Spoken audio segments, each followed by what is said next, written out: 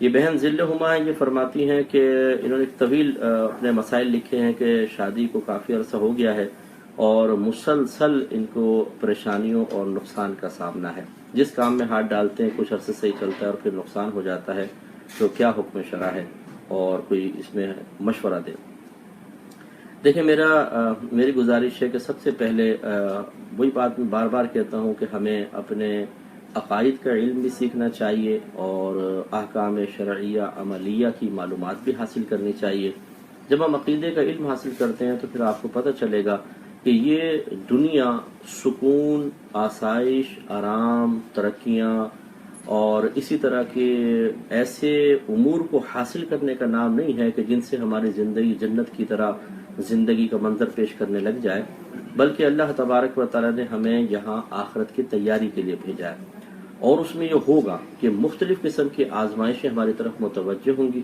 یہ ہمارا امتحان ہوتا ہے کہ اگر اللہ تبارک و تعالیٰ اپنے بندوں کو نعمت عطا فرما کر یا نعمتیں ان سے چھین کر انہیں آزمائش میں مبتلا کرے تو پھر وہ ایک امتحان لیتا ہے کہ کون اس پر دل سے راضی رہتا ہے اور کون نہیں. یہ ضرور ہے کہ تسلسل سے آنے والی آزمائشیں بعض اوقات کمزور طبیعت والوں کو شکوہ شکایت کی طرف مائل کر دیتی ہیں، لیکن یہی ان کی ناکامی ہے. تو اس لیے کوشش کرنی چاہیے کہ آپ صبر و تحمل کا دامن تھام کے رکھیں.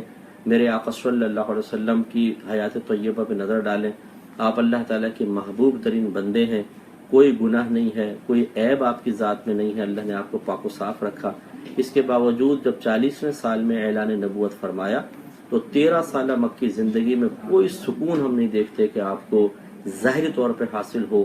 کفار کی طرف سے الزامات اور سب کچھ. اسی طریقے سے پھر مدنی 10 سالہ زندگی میں بھی تسلسل سے آزمائشیں آپ کی طرف متوجہ ہوتی رہیں.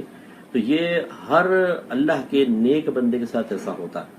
تو آپ کے ساتھ بھی جو ہو رہا ہے تو ہرگز یہ کبھی بھی شیطانی وسوسے کو دل میں جگہ نہ دیجیے گا کہ شاید اللہ تعالیٰ ہمارے ساتھ ہی کر رہا ہے، ہمارے ساتھ ہی ایسا ہو رہا ہے، اللہ تعالیٰ میں بھول تو نہیں گیا معاذ اللہ.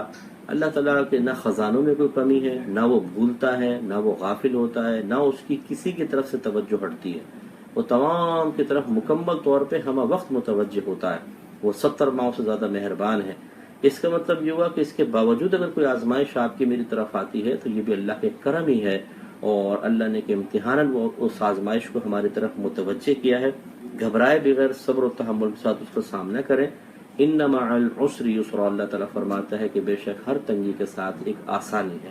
اس آسانی تک پہنچنے کے لیے آپ کو تھوڑا صبر کرنا ہوگا.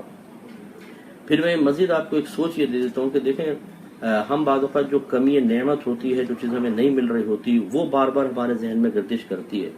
آپ غور کریں اسی عرصے میں جو آپ یہ کہہ رہی ہم کرائسس میں ہیں، آپ کو کتنی نعمتیں بھی ملی ہوں گی، کتنے کام آپ کے خود بخود ہو گئے ہوں گے، کتنے مسائل آپ کے حل ہوئے ہوں گے. لیکن اکثر ایسا ہوتا ہے کہ جب نعمت ہمیں ملتی ہے اس کا زیادہ احساس نہیں ہوتا، چھنتی ہے یا اس سے محروم ہوتے ہیں تو ہم زیادہ پریشان ہوتے ہیں. تو خلاصہ کلام یہ ہے کہ میں دعا کرتا ہوں اللہ تعالیٰ آپ کو ان پریشانی سے باہر نکالے، لیکن آپ کو صبر کرنا ہوگا. اللہ تعالیٰ فرماتا ہے وَاسْتَعِينُوا بِالصَّبْرِ وَالصَّلَاةِ. صبر اور نماز سے مدد طلب کرو. ایک دو وظیفے میں آپ کو عرض کر دیتا ہوں. جب بھی آپ گھر میں داخل ہوں، جیسے باہر سے آپ لوگ آ رہے ہیں تو داخل ہوتے ہوئے بسم اللہ الرحمن الرحیم پڑھیں. پھر ایک دفعہ السلام علیکم ورحمۃ اللہ کہیں. نیت یہ کریں کہ جو یہاں جنات ہیں یا فرشتے ہیں ہم ان کو سلام کر رہے ہیں. اس کے بعد ایک بار سورہ اخلاص پڑھ لیں.